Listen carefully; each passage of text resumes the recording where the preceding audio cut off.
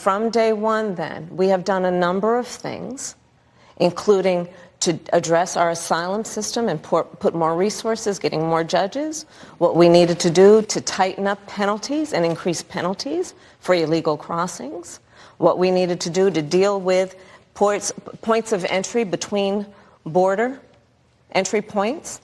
That's the work we did, and we worked on supporting what was a bipartisan effort, including some of the most conservative members of the United States Congress, to actually strengthen the border.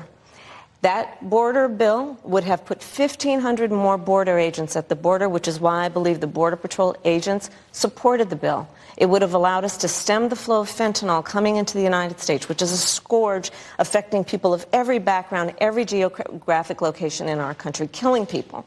It would have allowed us to put more resources into prosecuting transnational criminal organizations, which I have done as the Attorney General, former Attorney General of a border state. Madam Vice President, a couple of things. Prosecuted trafficking of drugs, guns, and human beings. And Donald Trump, but let me just finish. Six Democrats voted against that bill. Learned about that bill and told them to kill it because he preferred to run on a problem instead of fixing a problem. And in this election, this is rightly a discussion that the American people want to have. And what they want are solutions, and they want a president of the United States who's not playing political games with the issue. Six Democrats voted against that bill. It would have allowed 1.8 million illegal immigrants into the country a year. A lot of conservatives had a problem with it. These are the six Democrats.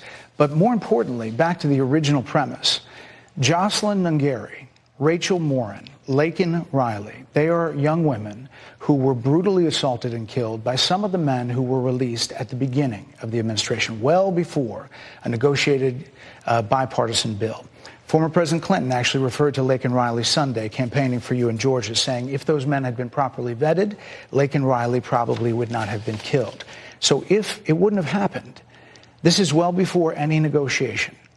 This is well before Donald Trump got involved in the politics. This is a specific policy decision by your administration to release these men into the country. So what I'm saying to you, do you owe those families an apology? Let me just say, first of all, those are tragic cases. There's no question about that. There's no question about that. And I can't imagine Mom, that's why we want the to send you pain that home the families already. of those victims have experienced. We cannot take it anymore.